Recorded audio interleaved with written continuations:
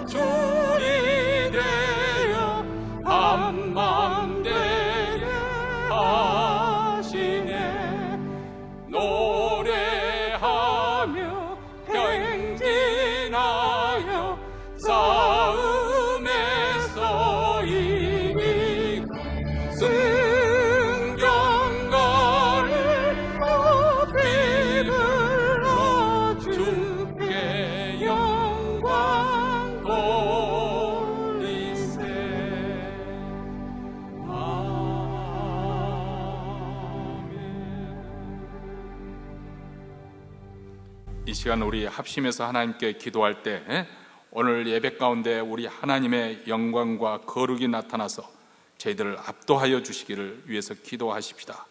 그 무엇보다도 하나님의 얼굴을 간절히 구하십시다. 하나님을 만나고 돌아갈 수 있도록 주여 우리로 하여금 하나님의 임재가 생생한 예배가 되어지기를 원합니다. 우리 교회뿐만 아니라 몬트레에 있는 모든 교회들, 특별히 우리 한인교회, 우리 하나님의 임재가 충만히 나타나 주시옵소서. 이렇게 주의 영광을 구하는 기도를 하나님께 드리겠습니다. 두 번째로는 우리가 감사의 달을 맞이해서 하나님, 저희들로 하여금 하나님의 은혜를 새롭게 각성하게 하시고 하나님의 은총이 새롭게 깨달아지며 믿어지며 이전보다 더 하나님을 사랑하는 저희들, 하나님에 대한 감사의 마음이 충만하게 되어 우리가 살아갈 수 있도록 주여 우리 마음이 딱딱해지고 냉랭해지지 않도록 우리 하나님 우리 마음을 치유하시고 회복시키시는 은혜가 불순종과 불신앙에 대해서 주여 고쳐주시고 우리를 하여금 하나님을 사랑하는 마음을, 귀한 마음을 주시옵소서. 이렇게 우리의 심령을 넣고 특별히 감사의 달에 더 우리가 감사하는 마음으로 또 하루하루 살아갈 수 있도록 위해서 기도하십시다. 마지막 세 번째로는 우리 자신과 우리 가정에 간절히 소원하는 기도 제목, 우리 자녀들이나 또 아니면 우리 가정, 또 여러 가지 기도 제목, 직장과 사업들을 위해서 우리의 장래 소원을 위해 놓고 특별히 또 병중에 있는 분들 또 치유와 회복의 역사가 일어나도록 건강 가정 가운데 우리 하나님의 회복시키시는 은혜가 함께하도록 우리 하나님의 선하심을 믿고 이 시간 간절한 마음으로 하나님께 통성으로 기도하겠습니다. 자비로우시고 은혜로우신 하나님 아버지, 이렇게 복된 주일을 맞이하여 저희들로 하여금 그리스도의 보혈을 힘입어 은혜 보좌 앞에 나오게 하시니 감사합니다. 하나님의 이름을 높여드리며 찬송하며 하나님께 송축합니다. 우리 하나님 아버지, 오늘도 예배 가운데 주님의 임재가 생생하게 나타나서 주의 영광을 보게 하여 주시길 원합니다. 하나님의 얼굴들을 우리에게 향하여 주셔서 하나님의 은혜를 깨닫는 자각하는 귀한 시간이 되게 하여 주시길 원합니다.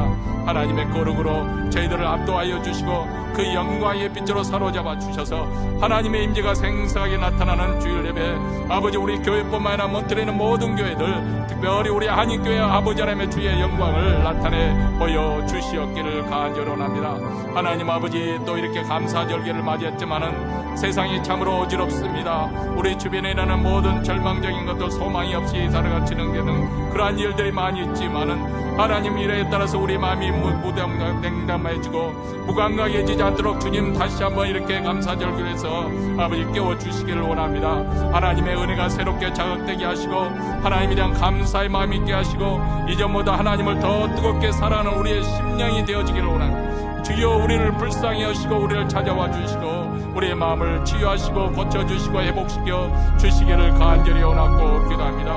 우리의 불신앙과 불순종에 있어 우리의 마음이 냉담해서 아버지 돌이키게 하여 주시고 식어지는 우리 마음을 다시금 아버지 하나님의 기경하는 듯이 우리의 마음심을 우리 아버지 하나님 새롭게 하시고 부드럽게 하여 주시옵시고 우리의 영 새로운 영으로 충만케 채워주시기를 원합니다. 오늘 이 시간에도 아버지 우리 가정마다 성도들의 기도 제목들이 있습니다. 우리 하나님 아버지 자녀들을 위해서 기도합니다. 우리의 장래 삶을 위해서 아버지 노후를 위해서 기도합니다.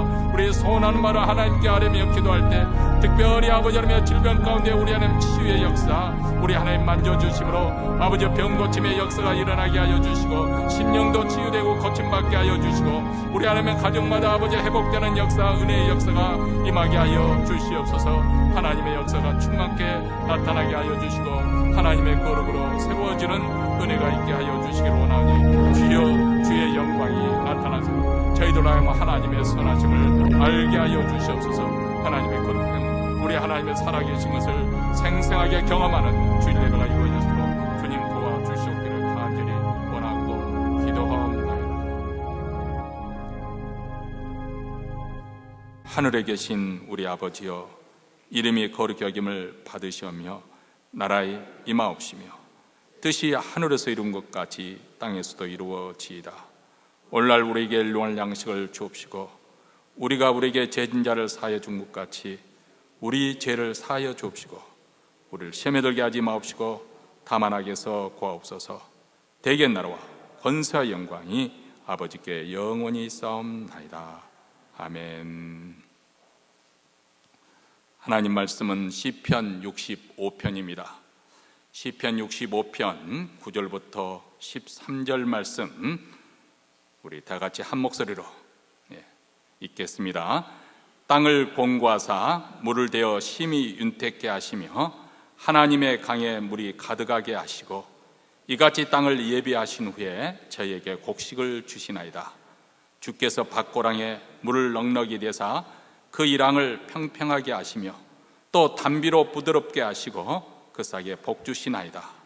주의 은택으로 연사에 관 씌우시니 주의 길에는 기름이 떨어지며 들의 초장에도 떨어지니 작은 산들이 기쁨으로 띠를 띄었나이다. 초장에는 양떼가 입혔고 골짜기에는 곡식이 덮였음에 저희가 다 즐거이 외치고 또 노래하나이다. 아멘. 성경책은 우리에게 물질을 악하게 보지를 않죠. 물질 또한 하나님이 창조하셨기 때문에 선하다고 그렇게 가르쳐 줍니다. 하나님께서 만물을 창조하실 때 각기 한 가지 한 가지 창조하실 때마다 보시기에 좋았더라, 만족하다, 흡족하다, 그런 뜻이 아니겠습니까? 다 천지창조가 끝난 다음에도 우리 하나님께서 하나님이 그 지으신 모든 것을 보시니 보시기에 심히 좋았더라, 이렇게 말씀하십니다. 그리고 난 다음 생육하고 번성하라고 복을 주셨습니다. 이것은 우리에게 무엇을 말씀하고 있는, 하나님이 창조한 이 세상, 이 물질 세계도 악한 것이 아니라 선한 것이라는 것입니다. 그렇기 때문에 우리 기독교 신앙에서는, 물론 우리 기독교 신앙에 금욕적인 면이 없지 않아 있습니다. 가령 예를 들어서 고난주간에 우리가 금식을 하고, 또 아니면 어떤 어려운 일이 있을 때 또 철야를 하면서 기도를 하는 그런 경우가 있지 않습니까? 그리고 어떤 음식을 먹지 않는다든지 어떤 일을 하지 않는데 어느 정도 자기 나름대로 결심해서 그렇게 실행하는 경우가 있습니다. 그렇다고 해서 어느 종교처럼 아주 극단적인 그런 금욕주의를 가르치지는 않습니다. 하나님에 대한 사랑과 또 복음 전파를 위해서 어떤 일정 기간 동안 또 어떤 특정한 방식을 통해서 자신의 삶을 절제하기도 하고 금욕하기도 하지만은, 그렇다고 해서 고행으로 일관하는 그런 금욕주의자는 아니라는 것을 우리는 성경을 통해서 알 수가 있습니다. 여기에 대한 균형을 잘 잡으셨던 분이, 그런 모본이 되어주셨던 분이 바로 예수님이십니다. 예수님은 공생애를 시작하시면서 자기 자신을 준비하시기 위해서 광야에서 40일 동안 아무것도 먹지를 않고 금식한 것을 성경은 기록하고 있습니다. 그렇지만은 예수님께서 계속 음식을 안 드셨던 것이 아니죠. 이제 공생애를 시작하시면서 특별히 소외받는 자들, 그 당시 세상 사람들로부터 따돌림을 받았던 사람들로부터 스스럼 없이 그들과 어울리시고 그들이 초대해 주신 그 식사 자리에도 나아가서 함께 교제를 나누셨습니다. 이것을 본 유대인들이 아주 예수님에 대해서 악평을 했죠. 저가 먹기를 탐하고 포도주를 즐기는 사람이요 세리와 죄인의 친구로다, 이렇게 예수님에 대해서 모함하고 악평을 했습니다.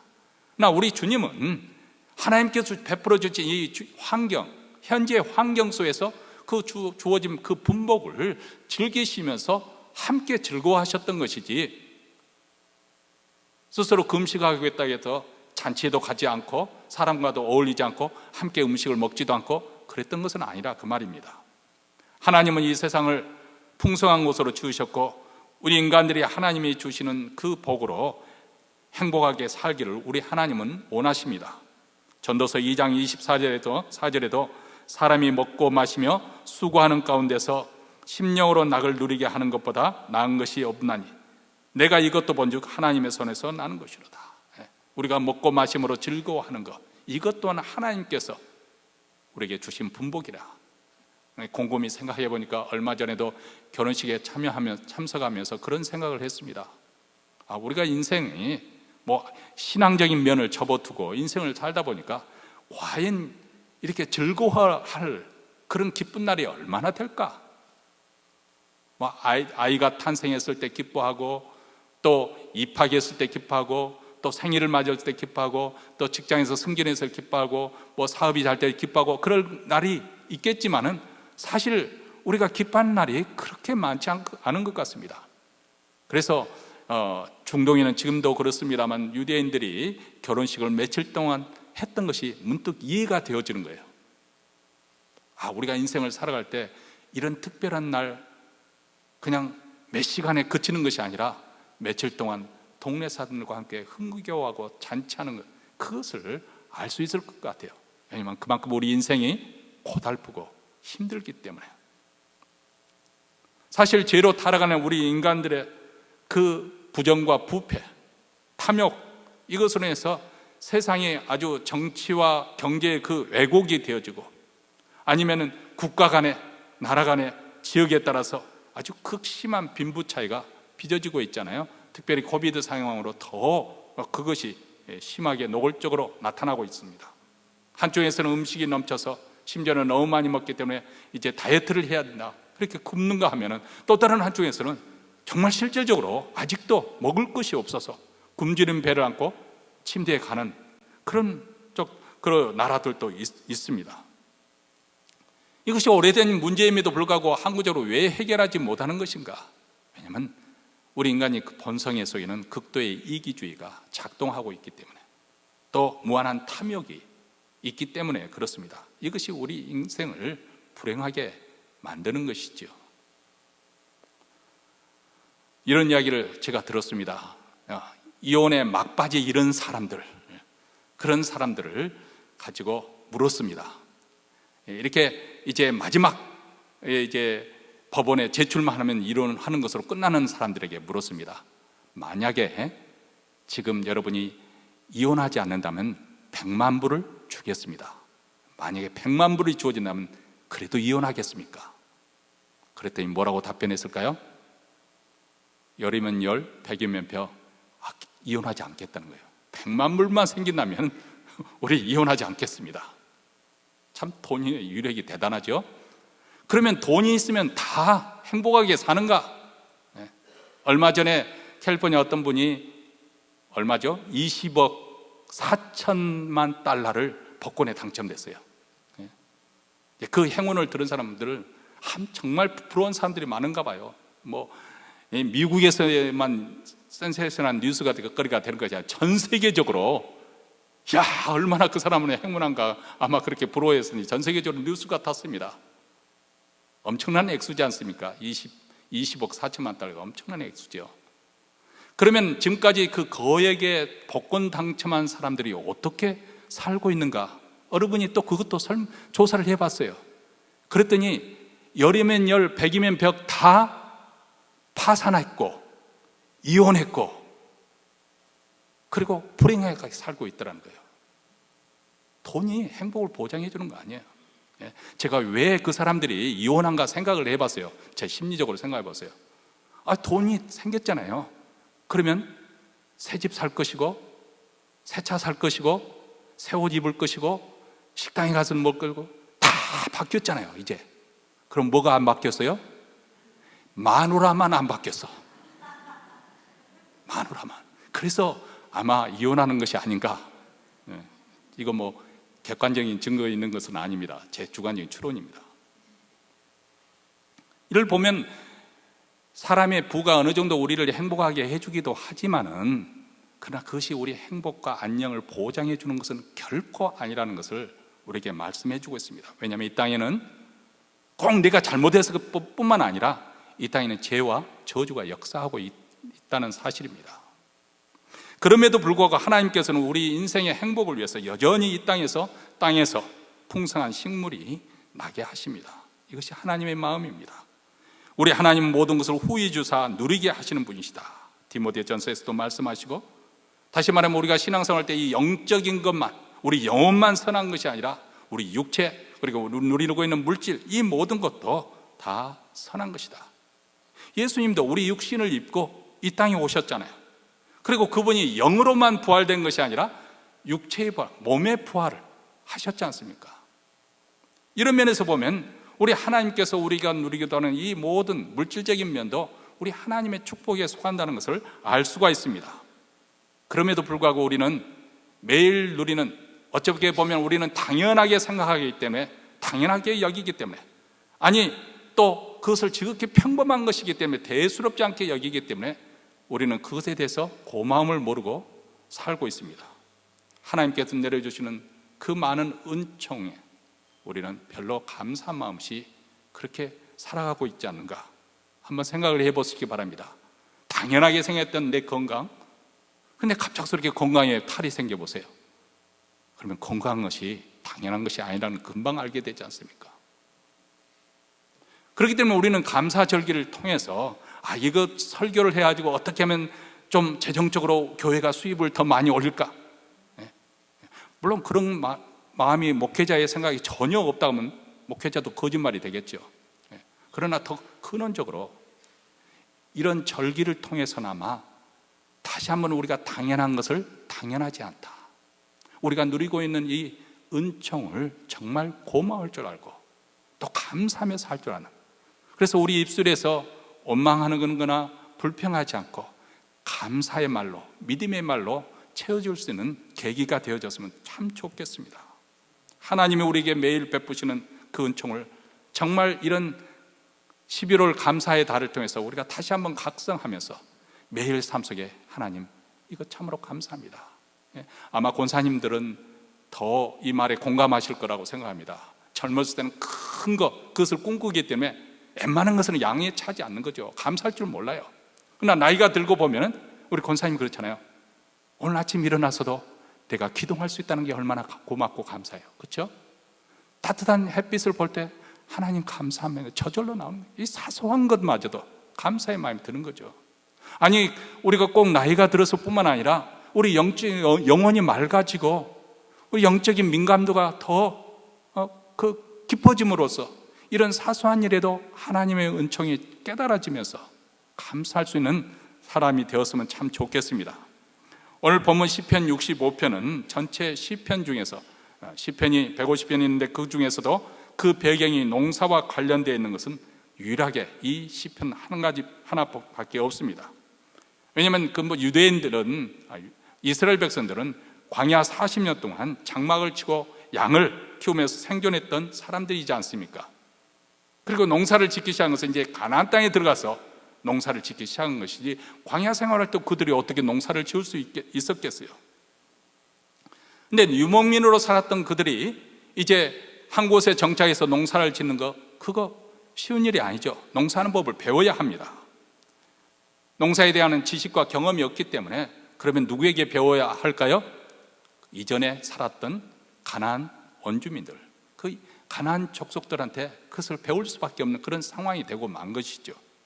그런데 그런 과정 속에서 그 가나안 원주민들이, 그 가나안 부족들이 섬겼던 이 바알 신을 같이 은연중에 그들과 함께 바알 제사에 참여하기 시작하는 거예요. 실제로 바알이라는 이 말은 땅을 소유한 주인이라는 말입니다. 그렇기 때문에 가나안 부족들은 풍년을 마주하기 위해서 땅의 주인 되는 바알에게 제사를 지내왔던 것이죠. 한 해의 농사를 마친 후에 바알 신에게 추수감사의 제사를 또 드렸을 것입니다. 그런데 이스라엘 백성들은 하나님의 백성들이기 때문에 그곳에 가서 배워야 할 것이 많았겠지만은 꼭 배우지 않았어야 될, 본받지 않았어야 될, 따르지 않아야 될 한 가지가 있는데, 그것은 무엇입니까? 우상을 섬기는 일이었습니다. 하나님을 저버리고 우상을 섬기는 것, 시편에서 신명기에서도 모세가 가나안 땅에 건너가기 전에 이스라엘 백성들에게 세 차례 거쳐 설교를 합니다. 그 설교의 핵심은 무엇입니까? 너희들이 그곳에 가서 풍족하게 할 때 하나님의 은혜를 잃어버리지 말라. 하나님의 은혜를 잊지 말고, 그래서 이방신을 섬기는 일을 경계하라. 거듭거듭 당부하지 않습니까? 그런데 이 이스라엘 백성들이 그 원주민들이 섬겼던 바알 신을 섬기는 것을 뿌리쳐버리기가 쉽지가 않았어요. 왜냐하면 원주민들이 섬겼던 우상 바알은 비바람을 몰고 오는 신으로 그렇게 믿어졌기 때문에, 그렇게 여겨졌기 때문에 그렇습니다. 우리가 잘 아시는 것처럼 팔레스타인, 가나안 땅은 이집트의 그 나일강이 흘러서, 그래서 언제나 물을 끌어다 대서 농사를 지을 수 있는 그런 땅이 아닙니다. 하늘에서 비가 내려야 농사를 지을 수 있는 소위 천수답이죠. 그래서 비를 내리게 하는 이 바알을 섬기는 이 제사에서 그들 가나안 족속들은 뗄래야 뗄 수 없는 아주 농사와 밀접한 관계에 있었기 때문에, 그래서 은연중에 마치 가랑비에 옷이 젖듯이 이스라엘 백성들도 차츰차츰 바알을 섬기기 시작했습니다. 처음부터 하나님을 떠나고 바알을 섬긴 것이 아니고 여전히 하나님께 제사를 지내면서 또 다른 한편에서 바알 제사하는 일에 참여하게 되고, 나중에는 점점 그 길로 나가다가 아예 하나님을 쳐버리게 되고, 그리고 나중에는 아예 하나님을 믿는 그것을 믿는 사람들을 박해하는 정도. 바로 아합 왕이 엘리야를 죽이려고 했던 것이 바로 그런 사건이 아닙니까? 이렇게 가나안 땅에 정착했던 이스라엘 백성들이 농사를 짓기 시작하면서 바알이라는 이방신을 믿고 섬기는 것, 아주 심각한, 그들의 신앙에서 아주 심각한 문제로 등장을 하게 된 것이죠. 오늘날 우리식으로 표현을 한다면은 교회가 세속화와 물질주의로 이렇게 완전히 세상 물결에 완전히 삼킴을 받는, 포위가 당하는 그런 현상과도 같습니다. 우리의 행복과 안녕이 하나님으로부터 나온다고 그렇게 고백을 해야 되는데, 우리 생각 속에는 은연중에 그래도 돈이 있어야 되지, 돈이 있으면 돼, 이런 물질 만능주의, 이게 은연중에 우리 마음속에 자리 잡는 거예요. 제가 물질이 필요 없다는 것 전혀 그런 뜻으로 말씀드리는 거 아닙니다. 그러나 이미 우리가 생각한 것처럼 정말 부와 재산이 우리 행복과 안녕을 보장해 주느냐? 그것은 아니잖아요. 근데 우리가 은연중에 알지 모르게 이 세상의 그 시대적인 그런 철학이나 그런 사상에 물들었은 나머지, 시대적인 그 흐름에 우리가 쏠린 나머지 하나님을 믿는다 하지만은 실제로는 돈과 재물의 유력을 더 믿는 그런 현상이 벌어진 것과 똑같은 것이 바로 이스라엘이 가나안 땅에 처했던 상황입니다. 그래서 이런 신앙적인 충돌 속에 순수하게 여호와 하나님께 대한 신앙을 지키기 위해서 노력한 사람들이 있었는데, 바로 그 사람들이 구약시대 선지자들, 예언자들입니다. 그들은 목숨을 바쳐서 여호와 하나님께 대한 신앙을 보호하려고 했고 지켜내려고 했고, 그래서 바알이 농사를 돌보는 신이 아니고 이 우주 만물을 창조하시고 지금도 비를 내리게 하시는 분, 우리 여호와 하나님이시라는 것. 그래서 농사에 필요한 환경을 제공하시는 분은 여호와 하나님이라는 그 신앙을 그들은 주장했습니다. 여러분, 엘리야가 갈멜산에서 그 아세라과 바알을 섬기는 그 제사장들과 홀로 싸웠던 이 싸움이 이 충돌로 우리가 생각하면 될 것입니다. 이런 맥락에서 우리가 이해할 수가 있습니다. 이런 예언자들의 노력으로 이스라엘 민족들은 여호와 하나님께서 천지 만물을 주관하시고 또 농사를 지을 때도 바알의 도움을 받는 것이 아니라 농사를 지을 때도 비가 내리도록 내려주시는 이 신앙을 그들은 회복할 수가 있었던 것이죠. 그래서 오늘 시편 65편의 9절과 10절은 이런 신학적인 주장을 뒷받침해주는 아주 중요한 구절이라고 말할 수가 있을 것 같습니다. 왜냐하면 여호와 하나님께서 우리 이스라엘 백성들의 농사를 철저하게 돌보시는 고마운 분이라는 사실을 노래하고 있기 때문에 우리 다시 한번 9절부터 10절 읽겠습니다. 땅을 공고하사 물을 대어 심히 윤택게 하시며 하나님의 강에 물이 가득하게 하시고 이같이 땅을 예비하신 후에 저에게 곡식을 주시나이다. 주께서 밭 고랑에 물을 넉넉히 대사 그 이랑을 평평하게 하시며 또 단비로 부드럽게 하시고 그 싹에 복 주시나이다. 자, 용사 지을 때 제때 물을 충분히 공급한다는 것은 대단히 중요한 것이고, 그리고 또 쉬운 일은 아니지요. 소위 이스라엘 강은 와디라고 부르는데, 지금도 이스라엘 북단인에 위치한 곳에서는 아주 물이 샘솟듯이 많이 솟구치고, 또 요단강 그 갈릴리로 흘러가는 것은 아주 맑은 물들이 이렇게 많이 풍성하게 공급이 됩니다만은, 대체적으로 이스라엘 모든 땅, 팔레스타인 땅은 물을 쉽게 구하기가 어려운 땅입니다. 근데 그 강에도 말라 있어요. 여름에는 말라 있기 때문에 물을 구할 수가 없죠. 그래서 건천이라고 합니다. 비가 내려야만이 그 강물에 시냇물이 흐르게 되는 것이죠. 그렇기 때문에 아무 때나 농사를 짓기 위해서 필요하다고 농사를 댈 수 있는 그런 환경이 아닙니다. 근데 하나님께서 적절하게 적당한 때 비를 내리게 하셔 주셔서 오늘 본문에 보니까 밭고랑에, 밭고랑을 이렇게 달구지 이렇게 쟁기로 고랑을 내지 않습니까? 그 고랑에 물을 넉넉하게 공급해 주신다는 거예요. 그리고 그 이랑의 높이를 평평하게 만큼 넉넉하게 대 주신다.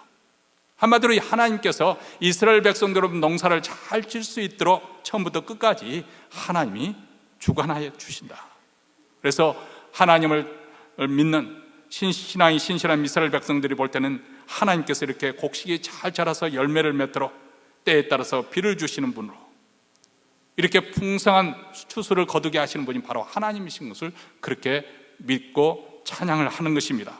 아무리 황폐한 곳이라도 하나님의 손길이 닿기만 곧 모두 그곳은 풍성한 결실을 거두는 옥토로 변합니다. 이런 하나님의 은총을 깨닫게 되니까 하나님을 찬송하지 않을 수 없습니다. 하나님의 은혜에 늘 감격하지 않을 수 없습니다. 그래서 이런 감격을 시인은 11절부터 13절에서 이렇게 표현합니다. 다시 한번 읽습니다. 주의 은택으로 연사에 관시우시니 주의 길에는 기름이 떨어지며 들의 초장에도 떨어지니 작은 산들이 기쁨으로 띠를 띄었나이다. 이것은 마치 왕의 총애를 받아서 그 머리에 빛나는 다이아몬드로 장식된 그 관을 쓴 왕비처럼 자연의 풍성한 결실이 하나님의 은택의 결과라고 지금 시인은 찬양하고 있어요. 이 시를 읽으면 그림이 그려지잖아요. 특히 농촌에서 자라신 분들은 이 말이 무슨 말인지 실감이 될 거예요. 주의 은택으로 연사에 관시우시니 주의 길에는 기름이 떨어지며 들의 초장에도 떨어지니 작은 산들이 기쁨으로 띠를 띄었나이다. 얼마나 멋들어진 시입니까? 주의 길에 기름이 떨어진다. 하나님께서 지나가시는 자치마다 풍성한 결실과 넘치는 축복으로 인해서 기쁨이 넘치고 있다. 특히 들의 초장은 농사뿐만 아니라 이제 소나 양을 먹이기에 적절한 목초지, 그들이 아주 기름지게 그 목초지에 의해서 아주 기름진게 자라고 있는 그런 모습을 보여주고 있습니다. 이렇듯 물질적인 풍성함과 축복은 하나님께서 함께해 주신 일이라고 그렇게 지금 고백하고 있는 것이죠. 그래서 1년 동안 땀 흘려 수고한 그 결과로 하나님께 주시는 풍성한 결실의 축복은 하나님을 영원토록 찬송하게 하고 그리고 노래하게 만드는 것이죠. 13절에서 이렇게 말합니다. 초장에는 양떼가 입혔고 골짜기는 곡식이 덮였음에 저희가 다 즐거이 외치고 또 노래하나이다. 사랑하는 성도 여러분, 우리가 자칫되면 하나님에 대한 이미지를 애곡된 이미지를 가지고 신앙생활을 할 수가 있습니다. 어떤 심리학자들은 그런 말을 합니다. 어렸을 때 아버지로부터 학대를 당하거나 어비우스를 당하는 그런 경우에는 이 아버지 상이 일그러졌기 때문에 하나님 아버지 하면 그 선뜻 따뜻하게 오는 그런 느낌이 없다고 말합니다. 그래서 신앙생활을 하는 데 있어서 하나님께 가까이 나아가는 데 있어서 특히 하나님의 그런 밀접한 그 관계를 형성하는 데 매우 어려움을 겪는다, 그렇게 말하는 것을 제가 읽어본 적이 있습니다. 그럴 수 있을 것 같아요. 왜냐하면 내가 경험한 그 하나님에 대한 이미지가 그렇게 선하신 분으로 그렇게 느껴지지 않는 것이죠. 그러나 성경에서는 우리 인생이 하나님이 주신 복으로 행복하게 살기 원하시는 분으로 말씀해주고 있습니다. 온 자연 만물을 하나님을 위해서 준비하시고 이를 다스리게 하시는 것이죠. 출애굽기 1장 22절에 보면 창세기 1장 22절에 보면 하나님이 그들에게 복을 주어 가라사대 생육하고 번성하여 여러 바닷물에 충만하라 새들도 땅에 번성하라 하시니, 이게 보면 하나님께서 우리에게 부와 재물을 하나님께서 주시고 계시잖아요. 여러분, 구약 성경에 보면 우리가 소위 말하는 믿음의 족장이나 아브라함, 그런 많은 그 고생하고 위험에 생명의 위협도 받는 그런 환경 속에 살았지만 사실 많은 부를 누렸습니다. 그가 하란 땅에 떠날 때는 이름 없는 무명이었지만 그러나 그는 얼마나 그 부를 누리고 또 그 유명한 사가 되었습니까? 애굽으로 이주했지만은 그가 다시 가나안 땅으로 돌아올 때 바로의 선시문에서 그런 큰 거부가 되어 있었습니다. 참 놀랍잖아요. 사실 아브라함이 불신앙으로 인해서 애굽에 내려가서 거기서도 아내를 너희 동생이라고 말하다가 정말 그런 거짓말에 의해서 아내를 빼앗길 뻔했잖아요. 하나님이 개입하셔서 아내를 찾게 해주셨는데 그 수치를 씌워준다고 해서 바로가 그에게 하인 종들도 많이 주고 낙타와 소와 말과 그리고 우양들을 아주 많이 얻어가서 심지어는 보화를 얻고 그렇게 해서 거부가 되어서 나왔습니다. 그 외에도 재산이 계속 증식되어서 족과 롯과 함께 동거할 수 없어서 내가 자하면 나는 우하겠고 내가 우하면 나는 자하겠다 해서 서로 나눠져야만 했습니다. 여러분, 야곱도 마찬가지였죠. 외삼촌 라반의 집에서 있다가 거부가 돼서 금이 환영을 하지 않습니까? 그가 형 에세의 그 칼날이 두려워서 라반에게 도망칠 때는 그 손에는 지팡이 하나밖에 없었습니다. 그런데 하나님께서 그 이기적이고 또 아주 간사한 야곱에게 복을 주셔서 부자가 되어 돌아왔죠. 솔로몬은 물론 일개 족장이나 개인이 아니기 때문에 비교하기 어렵습니다만 이스라엘 왕으로서 누렸던 그 부는 그 당시 세계 열광의 부를 능가하는 것이었다. 열왕기상 10장에 보면 심지어는 그가 금 방패, 금으로 만든 방패들로, 그리고 정금으로 만든 식기, 그리고 그 보좌도 상아로 이렇게 만든 보좌 위에 정금을 씌우고, 그리고 그 보좌 위에 올라가는 데 12계단이 있는데 그 계단마다 양쪽에는 사자들이 묶여지는 사자들이 양쪽에 사자들이 있는 거예요. 참 보는 이로 하여금 현란할 정도로. 그래서 스바 여왕이 현지 답사를 갔다 왔어요. 우리 대신에 갔다 와서 보고하는 말이 뭐냐면 내가 소문으로 듣는 것보다도 실제로 가보니까 더하더라. 엄청난 부를 누렸죠. 자, 이렇게 되면은 우리가 결론을 쉽게 내릴 수 있을 것 같습니다. 하나님을 잘 믿으면 부자가 되는구나. 제가 그것을 말씀을 드리려고 하는 것이 아닙니다. 신약 시대와 또 구약 시대에 와서 또 우리가 신학적으로 더 깊이 생각할 점이 있습니다. 오늘은 시간 관계에서 그것에 대해서 언급할 필요는 없을 것 같고요. 그러나 이런 결론을 내리기 전에 왜 하나님께서 이 땅에서 우리로 하여금 이렇게 부를 허락해 주시는 것일까? 세 가지로 요약해서 정리할 수 있을 것 같습니다. 첫째로는 선하신 하나님을 우리로 하여금 맛보게 하시려는 것입니다. 우리를 향한 하나님의 마음이 항상 선하시다. 그래서 물질적인 부를 우리 하나님께서 허락하시는 거예요. 왜냐하면 우리 인간의 마음에는 불신이 아주 깊게 뿌리 박혀 있습니다. 험악한 세상을 살면서 부모나 형제나 아내나 남편이나 아니면 친구나 직장 동료나 상관, 이들로부터 실망당하거나 배신을 당할 때 우리는 그때마다 세상에 믿을 사람은 나밖에 없다, 그런 생각을 합니다. 거절당하거나 실패했거나 아픔을 느끼면서 자기 자신에서는 자기만이 책임질 수 있다, 그런 생각이 굳어지게 되는 것이죠. 그래서 다른 사람에 대한 불신뿐만 아니라 하나님에 대한 선뜻 믿지 못하는 불신의 마음이 있습니다. 하나님을 신뢰하기 어려운 것이죠. 믿는다고 하지만 여전히 마음 한구석에는 믿지 못해요. 불신감이 있는 거예요. 그런데 하나님께서 이 땅에 기름진 것을 채워주시면서 내가 수고한 것보다 이상으로 거두게 하십니다. 그래서 우리 하나님의 선하심과 은혜로우심을 맛보게 하시고 하나님을 사랑을 체험하게 하셔서, 조금 전에 말했던 것처럼 아브라함이 자기 거짓말에서 스스로 덫에 걸렸잖아요. 그런데 큰 부자가 되어 나왔어요. 왜 하나님께서 그렇게 하시는 것일까요? 하나님이 어떤 분이신가? 내가 너를 책임져 준다고 했지. 너는 나를 믿고 믿음으로 순종해서 나왔잖아. 봐, 내가 이렇게 너를 책임져 주는 거야. 보여주시는 거예요. 이런 과정을 통해서 나중에 아브라함이 어떤 믿음의 단계까지 올라갑니까? 내 사랑하는 아들 독자 이삭을 바치라 할 때, 그는 그 다음날 나귀의 안장을 지고 3일길을 걸어서 모리아산에 올라가 아들을 바치려고 합니다. 참 놀랍잖아요. 누가 그렇게 만들었을까요? 하나님이. 나는 이해할 수 없지만은, 잘 이해가 되지 않지만은, 하나님은 선하신 분이구나. 나를 정말 책임져 주시는 분이구나. 그래서 아들 이삭을 바칠 수 있는 믿음을 가졌던 것이죠. 하나님을 체험하고 맛봤던 것이죠. 하나님은 우리에게 그렇게 되기를 원하십니다. 하나님의 선하심을 우리가 경험하기를 원하고, 그래서 우리로 하여금 하나님을 의심하는 자가 아니라 믿는 자가 되기를 원하시는 거예요. 두 번째로 하나님께서 우리에게 절실한 필요한 물질을 공급해 주심으로 말며 우리 하나님의 나라, 우리 하나님 나라의 은혜가 얼마나 풍성한지 미리 맛보게 하시는 것이죠. 구약의 족장들을 위해서 욥이나 솔로몬 같이 그들이 누렸던 부가 이렇게 성경에서 기록된 이유는 장차 우리 하나님의 백성들이 예수 그리스도 안에서 누릴 그 구원의 은총이 얼마나 크고 놀라운 것인지, 얼마나 영광스러운 것인지 그것을 하나의 보여주는 상징과도 같은 거죠. 여러분, 이스라엘 백성들이 그랬잖아요. 가나안 땅이 그들의 힘으로 노력으로 군사력을 압도해서 그 땅을 차지해야 되는 것이 아니에요. 하나님이 주시겠다고 약속하셨고 또 하나님께서 그들에게 선물로 주신 것이죠.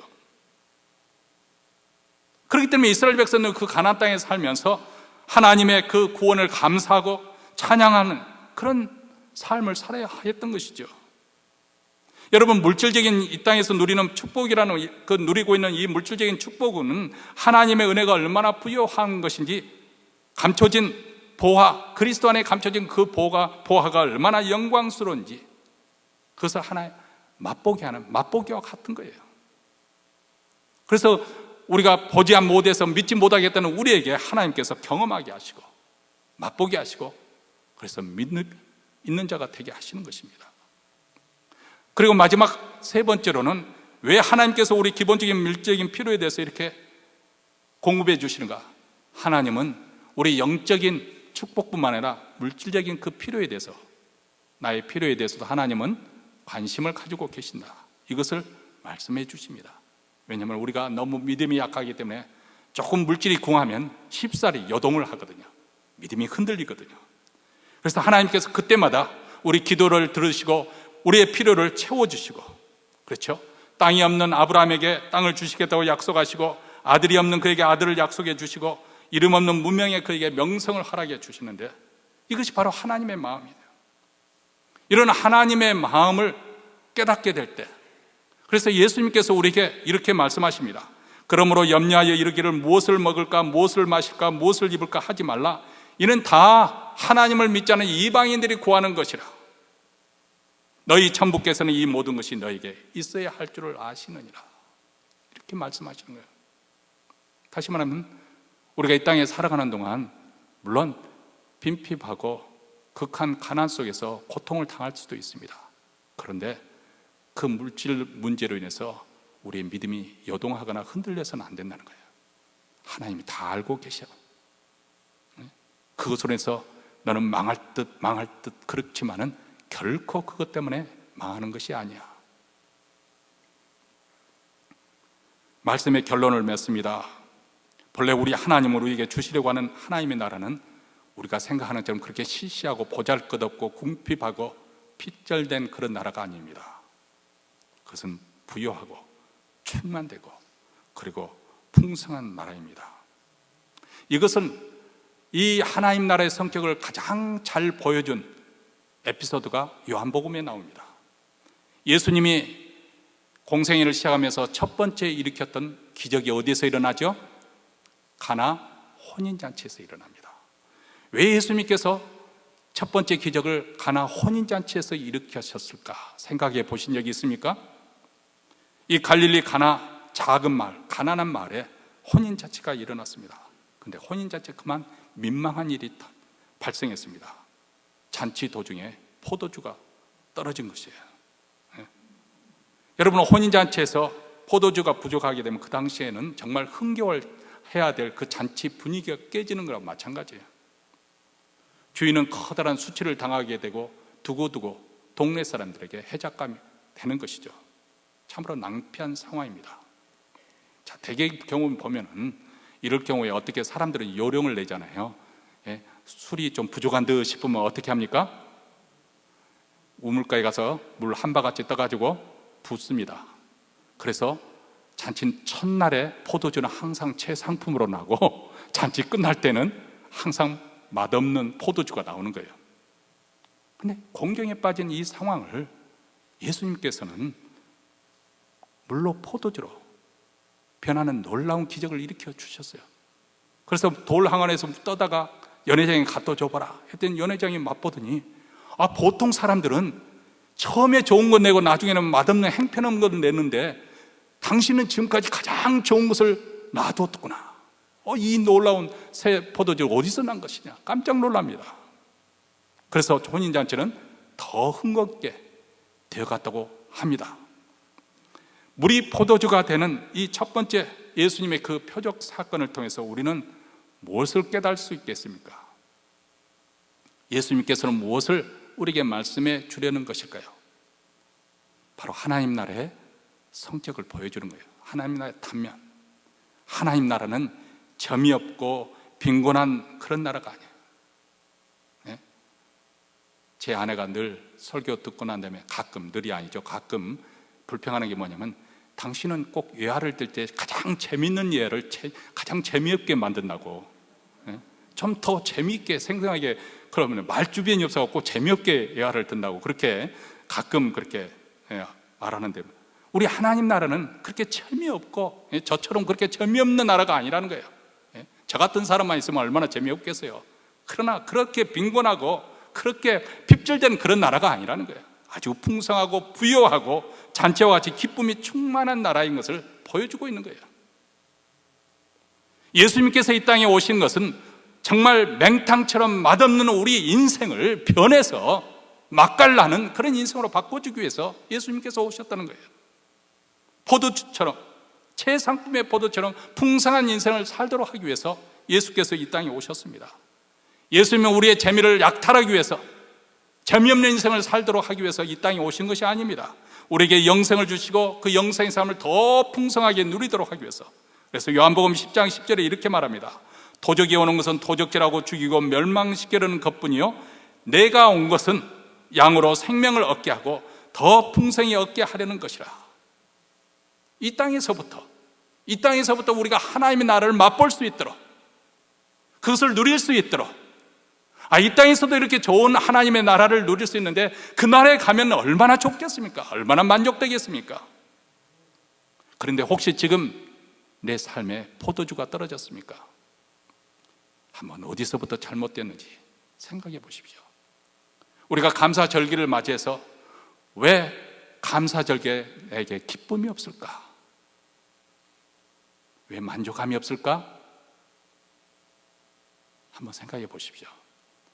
그것이 단지 내가 물질이 부족해서 그럴 수도 있겠지만은, 그러나 가장 심층 깊은 곳에 혹시라도 하나님으로부터 멀어져 있기 때문에, 예수님 한 분으로 만족할 수 없는, 그만큼 내가 세상으로 내 마음이 하영해 있기 때문에 그런 것은 아닐까요?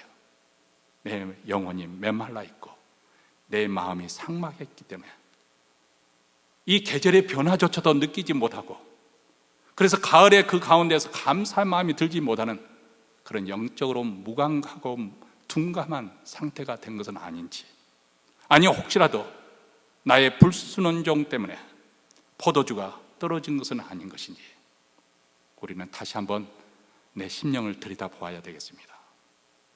우리 주님께 나가서 죄를 자복하고 순종하겠다고 결단을 내려보십시오. 그러면 우리 주님의 신실하신 사랑을 믿고 의지하는 자는 결코 수치를 당하지 않을 것입니다. 주님을 내 삶에 모실 때 하나님은 우리에게 풍성함을 약속해 주십니다. 주께서 내 마음에 두신 기쁨은 저희의 곡식과 새 포도주의 풍성할 때보다 다니이다. 물론 가을의 추수의 기쁨도 있지만 그보다 더 풍성한 것이 어떤 거예요? 우리 주님이 나와 함께 하실 때 그분의 은혜가 나를 하여금 만족하게 하고 기뻐하게 하고 감사하게 하는 것이죠. 감사절기를 맞이해서 이 약속의 풍성함이 우리 모두에게 이루어지기를 주의 이름으로 축원합니다. 우리 찬송가 한 장 먼저 부르도록 하겠습니다. 489장 우리 부르시면서 오늘 받았던 말씀의 의미를 다시 한번 정리해 보시기 바랍니다.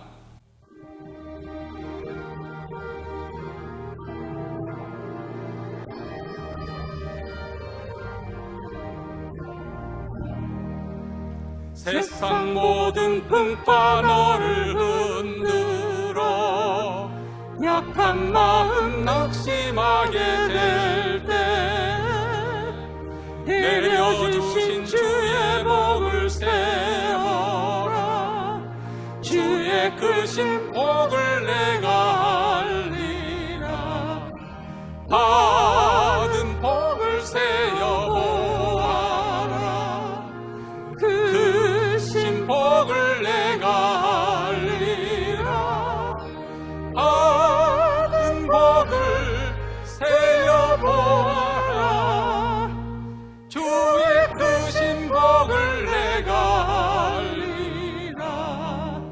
세상 근심 걱정 너를 누르고 십자가를 등에 지고 나갈 때 주가 내게 주신 복을 세어라.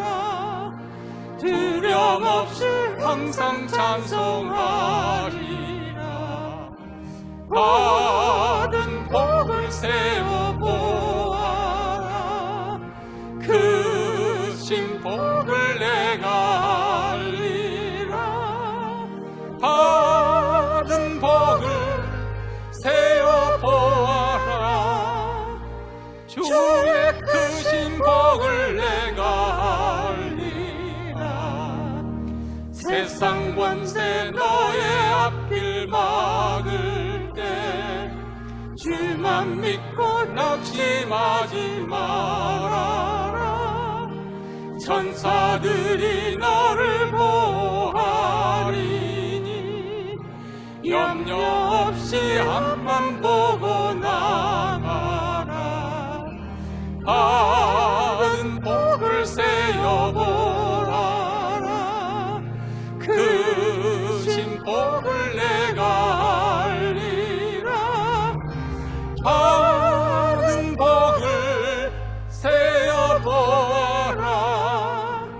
주의 크신 복을 내가 알리라. 사랑하는 성도 여러분, 이제 한 해를 마감하는 시간이 점점 다가오고 있습니다. 이제 한 달 반 정도 남겨둔 이 시점에서 지난 한 해를 회고하면서 우리의 삶도 한번 정리정돈해 보는 것이 좋겠습니다. 우리는 지난 거의 3년 동안 코비드 상황에서 매우 우울하고 답답한 상황을 지나왔습니다. 그런데 오늘 말씀에 따르면은 이런 어려운 상황이 우리를 불행하게 만드는 것이 아니라 우리 마음이 상하기 때문에, 메말라 있기 때문에, 무엇보다도 하나님에 대해서 냉담해 있기 때문에 기쁨이 없고 감사가 없다는 것을 깨우쳐 줍니다. 만약 우리 영혼이 깨어있고 우리의 마음이 둔감하지 않고 예민해 민감하여 있다면 매일매일 사소한 삶 속에서도 하나님의 흔적을 발견할 것이고, 당연한 것이 아니라 얼마나 크신 하나님의 은총 속에 이루어진 것인지 감사하게 될 것입니다. 사랑하는 성도 여러분, 믿음 있는 사람들은 감사의 마음으로 살아갑니다. 우리는 11월 한 달만 하나님께 감사하는 것이 아니라 1년 365일 지내는 동안 매일매일 하나님께 감사하고 찬송하고 찬양하는 믿음의 삶이 되기를 원합니다. 하나님 아버지, 감사합니다. 한 해가 가기 전에 다시 한번 우리로 하여금 우리의 마음을 돌이켜보면서 감사의 각성을 할 수 있도록 도와주셔서 감사합니다. 하나님, 추운 겨울이 되었습니다. 이 추운 겨울에 나와 내 가정의 안윤만을 생각할 것이 아니고 이 추위에 벌벌 떨고 있는 수많은 불쌍한 사람들, 우리 형제 자매들이 고통 가운데 있다는 사실을 기억할 줄 아는 그런 마음도 허락해 주시기를 원합니다. 하나님을 사랑하는 마음으로 이웃도 사랑할 수 있는 저희들의 심령 더 너그러운, 그리고 더 풍성하고 부유한 마음을 갖기를 원합니다. 오늘 또 예배 순서에 따라 정성껏 준비한 예물을 가지고 하나님 앞에 나와 하나님 나라에 바쳐드립니다. 이 예물이 쓰는 것마다 우리 주 예수 그리스도의 복된 소식이 땅끝까지, 특별히 소망 없이 사는 우리 북한 동포에까지 기쁜 소식이 되게 하시고 주의 교회를 더욱더 흥왕하게 하시사 그까지 사명 잘 감당하게 되기를 원하고, 오늘 또 예배에 참여한 사랑하는 성도들 심령에 곡식과 새 포도주의 풍성할 때보다 더 크신 기쁨이 넘치게 하시고 자자손손 이러한 복이 전수되는 귀한 가정이 되게 하여 주시옵소서. 이제는 우리 구주 예수 그리스도의 은혜와 하나님 아버지의 무한하신 사랑과 성령의 교통하심이 이전보다 더 주님을 사랑하고 하나님께 감사하는 신앙생활을 하기로 다짐하며 이 자리를 떠나는 사랑하는 주의 백성들 위해 영원토록 함께 있을지어다. 아멘.